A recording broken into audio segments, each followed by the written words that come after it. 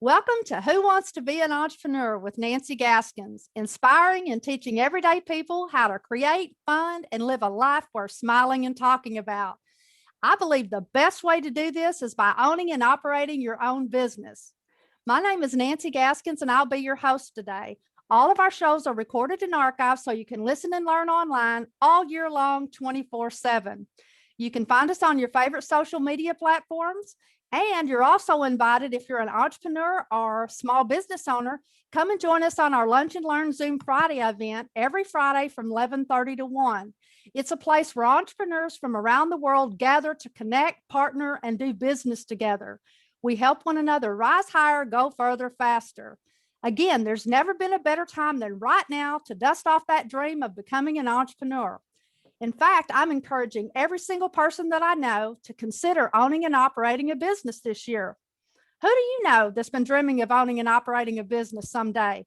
Well, guess what, folks? Someday is here. Maybe you're already a small business owner, or maybe you've been playing small. I encourage you to join our tribe and level up in 2021. Let us help you start thinking outside the box, outside the box rather than in. You need to be discovering a variety of creative ways to grow your business over the next 12 months. And I can't help you more than today's guest to help you with that creativity. I have teamed up with some of the most amazing, aspiring, emerging, and seasoned entrepreneurs from around the globe. They're going to be talking about their journeys, the good, the bad, and the ugly. These are real people just like you and I. So without further ado, I can't wait. Miss Vivian Geffen. Welcome, Vivian. Hi, Nancy. Thank you so much for having me today. And as I was listening to your intro and I heard my key word, creativity, creativity, creativity, I was so excited because, yes, that is such an important piece of the entrepreneurial journey. So we'll have a lot to talk about. Absolutely. So give us a little bit of background. Tell us, a little bit about your story, how you became an entrepreneur, and how'd you get into your current business. I have loved watching you evolve from the first time that I met you. We really hit it off. You and I got a lot of things in common with just the way that we are. Some people can't take that, but we're just like in your face. Yes, I was attracted to your energy and your positivity and your can-do attitude right off the bat. I was like, who is that lady? I want to go where she's going.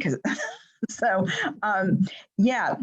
okay. So like you said, my name is Vivian Geffen and I live in the Los Angeles area. And my entrepreneurial journey started, I guess it was sort of the way my family did work, really, because my grandmother supported the family. Back in Brooklyn, she was a seamstress and she supported my my father and his brother and my grandfather, and my dad worked for himself. And I just kind of thought that's what people did. I think part of it was now in retrospect that, he didn't fit into the box so well. He didn't fit into the mold so well. So he really needed to do his own thing because he needed to be his own boss. And I bought into that and thought I need to be my own boss too. And I didn't know where I fit in. So I ended up studying massage and becoming a massage therapist and having a business. Since 1995, I used to have a company. We would go to offices and events and movie sets and pick the chairs. And we were really early into that. And it was a lot of fun. And I did it for 20 some odd years until finally I was like, I need a little more intellectual stimulation. I want to use my gifts differently. And that caused a real breakdown for me because, excuse me, I didn't know where I would fit in, and I didn't know. Massage is a hard job. Well, I guess, when you get really pigeonholed, people really like to pigeonhole you. So it's hard to sort of see where you're going to go next. But I had this ongoing passion for creativity. I just kept saying, I want creativity as the center of my life. I want creativity as the center of my life. I want to do something that's creative. I want to do something that's unique to me. And I don't even know what that means.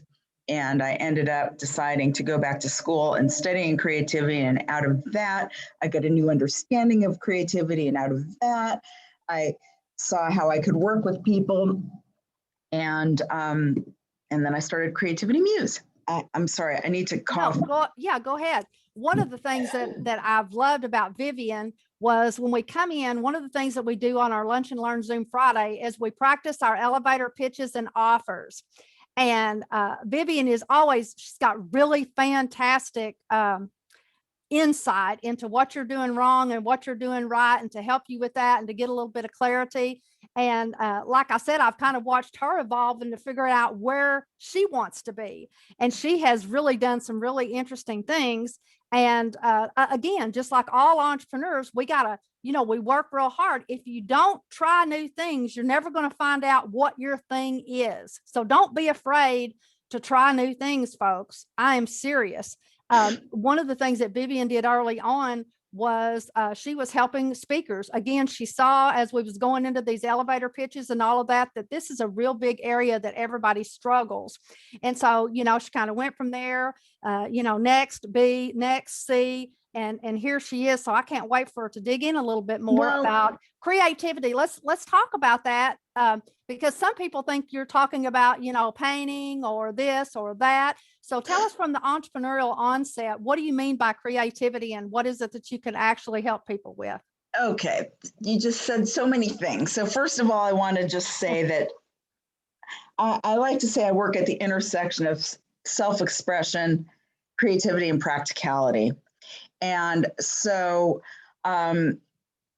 one of the things that I do is teach improv, and I use the improv to help people develop confidence in front of other people. And I started doing that when I was going to networking meetings in person, and saw it. All of us who do those things know the struggle. Like, the struggle is real. Like, yes, there, getting insight, having people be attentive, like not just getting someone else's script and the form to ask a question and like well, that. Oh, let me just stop you for just a second. One of the funniest things, I wish I could pull up that clip. One day, somebody just was totally bombing it, and I saw Vivian.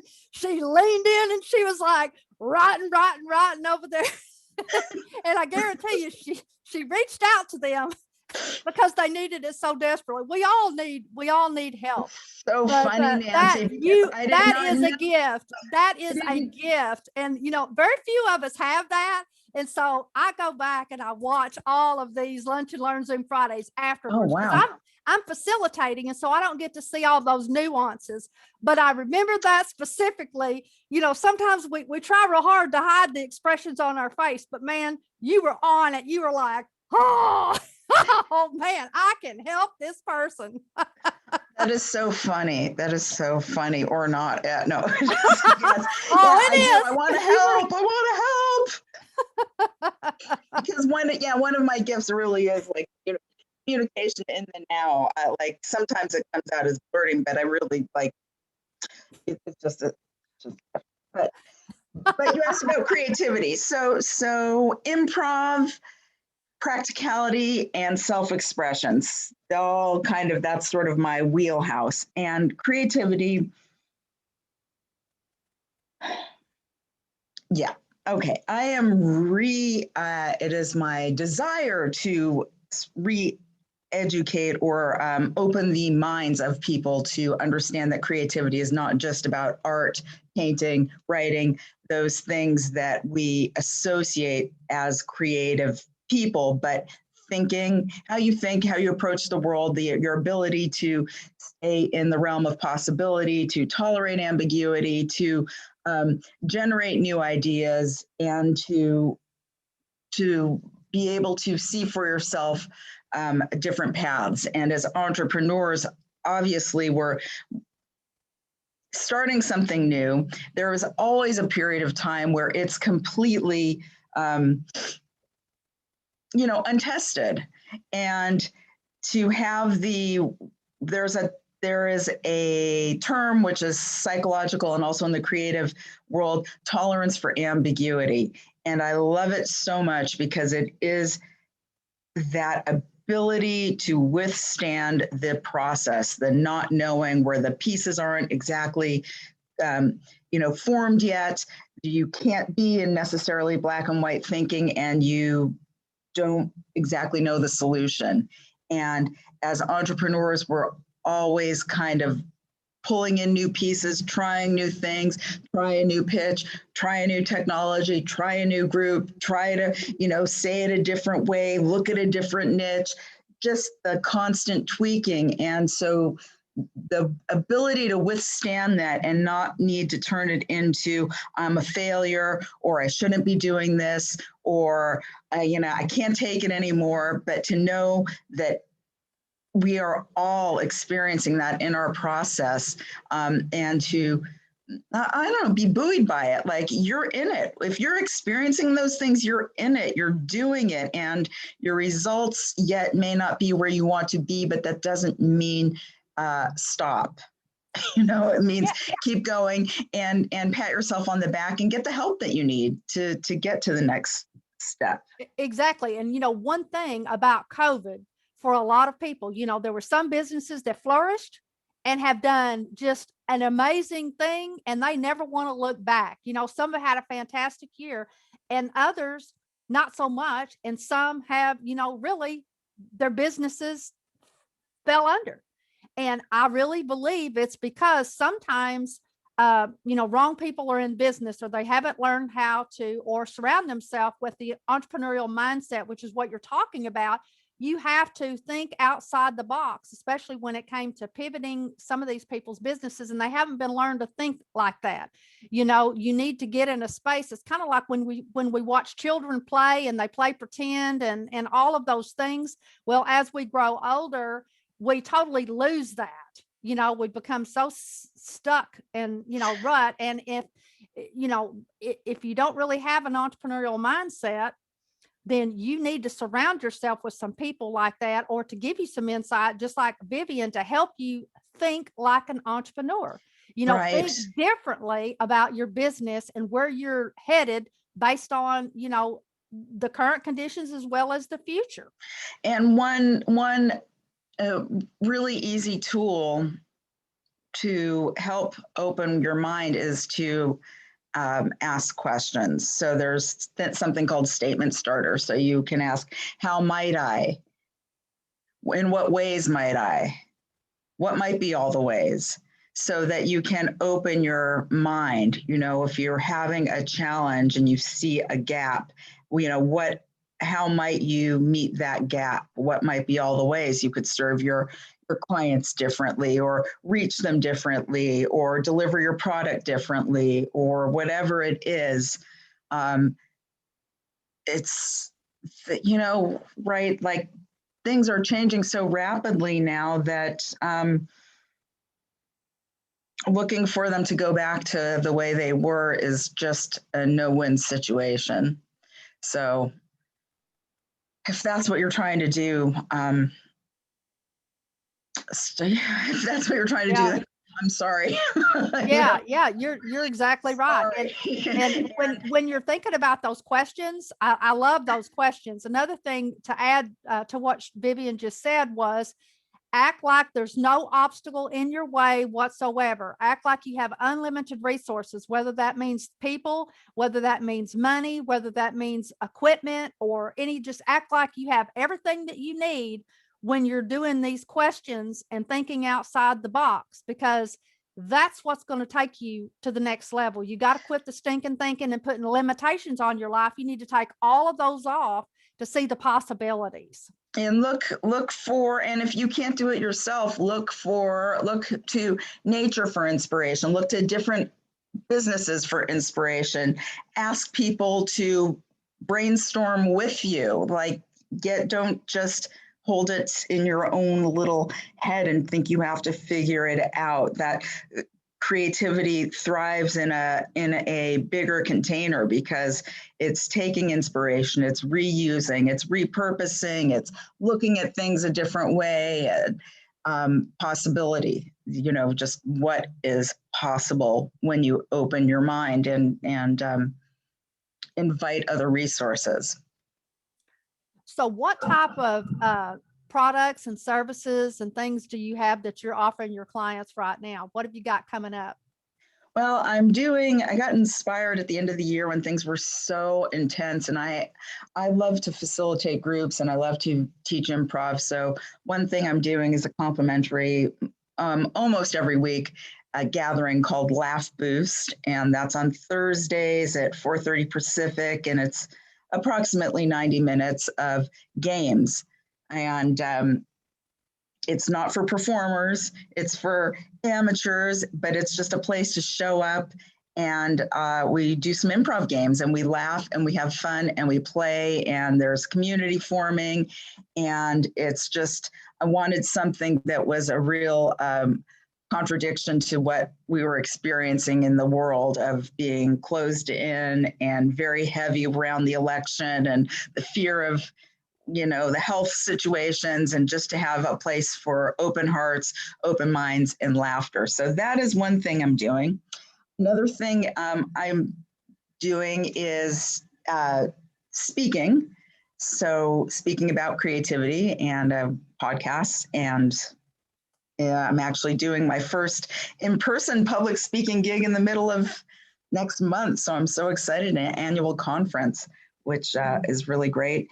And I do one-on-one coaching, and Fantastic. We'll make sure that we get your links down in the comments section of our YouTube channels for anybody who wants to reach out and contact Vivian. Do you have a website that you'd like to give out before we go further here? Well, my website is creativitymuse.com. That's MUSE. And I also can be found on Facebook at, Okay. You can just look at my name on Facebook or look at Creativity Muse. I have a page and I have a group, and I'm also on Instagram, and that's probably my favorite right now is Instagram at Creativity Muse. We'll make sure that we get those listed. So what are some tips and advice that you'd like to give somebody that's interested in becoming an entrepreneur? So you went from massage therapist, which is a totally different animal, even though you were still on the entrepreneurial track, to what you're doing now. And I'm sure there's some lessons that you've learned that you can add to that as well. Oh, man. Well, God, it has been such a journey, right? My number one lesson would be like to really listen to that urge, that drive, that voice that wants to change. Like, I wanted a change, and it was scary, and I didn't know, and I didn't believe. Well, I wouldn't say I didn't believe in myself, but I just didn't know how it would happen. And I had a real meltdown. It was like, I can't do this anymore. So I had to really listen to myself. And for me, the path ended up to go get some more education. That's not all, everybody's path, but I needed that to have the confidence. So another thing would be do what you need to do to have the confidence to make the change, to go in the direction that you want to do. Sometimes it's school, sometimes it's not, but do what you need to do because you want to be confident in what it is that you have to offer. And be prepared to have it take some time, I think. As a massage therapist, it takes a long time to build a practice and to build a business. And it's the same thing with this. So it's putting in the time. And I think we all, if you've been around a while, things don't happen overnight. But there's so many coaches out there, and I bought a lot of coaching and I spent a lot of money that will let you think that, they're the last place that you're going to go, or the last money you're going to need to spend, or the quick way. And I have seen that there's no silver bullet to time, energy, effort, and consistency, and persistence, and vision. And the other thing for some of you out there who may be listening that, you have a full-time job and you're wanting to fire your boss and go into the owning and operating your own business. If you have a family, or even if you don't, you need to start setting some money aside for that transition time, because if not, now some people stop cold turkey. but that is really putting your family or yourself into Right. financial jeopardy. And, when you're starting a business, trust me, I don't care if you're bootstrapping it, using credit cards, whatever you're trying to do, it always costs more than Then what you think it's going to be. And let me tell you, it's so ridiculous. $10 a month here. If somebody will, I get on here with these calls and they say, well, this is only $10 and then I'm paying $7. Add all that stuff up, because before you know it, you got a car payment and a house payment going out in business expenses and no money coming in. So that's another thing for those of you who are out here who want to take that transition if you're an employee. I think also really assessing, knowing how you are and who you are in business, and how comfortable you are with sales, with getting out, with doing the things that you need to do, and taking that into consideration. It's funny you said that about do it all, but it really should influences the type of business you might have. There's a lot of multi-level marketing out there, a lot of people doing those kinds of businesses. But you got to be ready to hustle. Like I tried to do so many of those, but they're not for me. I wanted something that was of me. I mean, I'm in a few, but because I like the products, but being honestly assessing who you are in business, and getting help from the beginning. You said something interesting back there. You talk about the sales, most people, if you ask them if they like sales, 9 times out of 10, they're going to say, no, that's the worst thing. That's what they hate. But let me just share something with you. You've been in sales since day one, since you were born. You cried to get your mama to give you a bottle. You were in sales. You knew exactly what it took to get that. You got into elementary school. You knew which parent to go to for certain things. Guess what? That's sales. You had a new boyfriend, new girlfriend you were trying to attract. That's sales. You go to a movie, you love it. You tell your friends about it. Are they paying you for it? No, that's referrals. Right. So whether you like it or not, you need to change the way that you're thinking and your mindset. You got this negative connotation.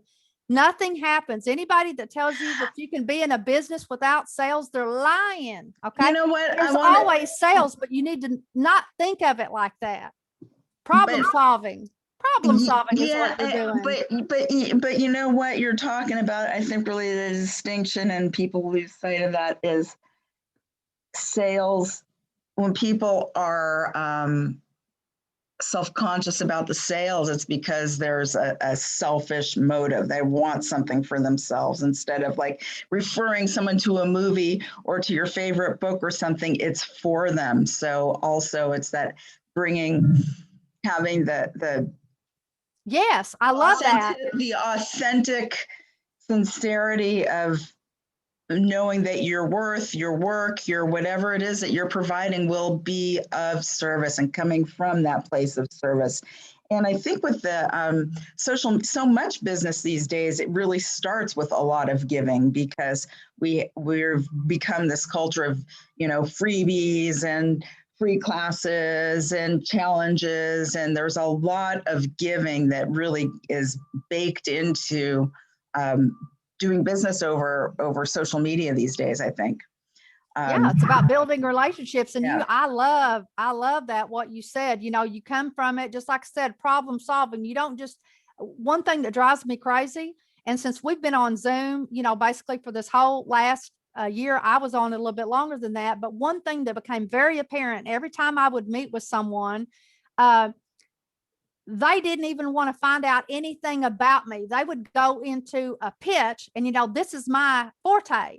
And so they knew nothing about me to know whether anything that they had would benefit me or not. And folks, you are missing the boat. You need to get to know that person. You need to build relationships to find out what their problem areas are, and then refer them. If you don't have it, that's fine, but you could refer them to a referral partner or something, which we do greatly, by the way. To someone that can help them. That's doing them a service, just like Vivian was saying. Don't just try and, throw up all over everybody thinking that everybody is your customer, because they're not.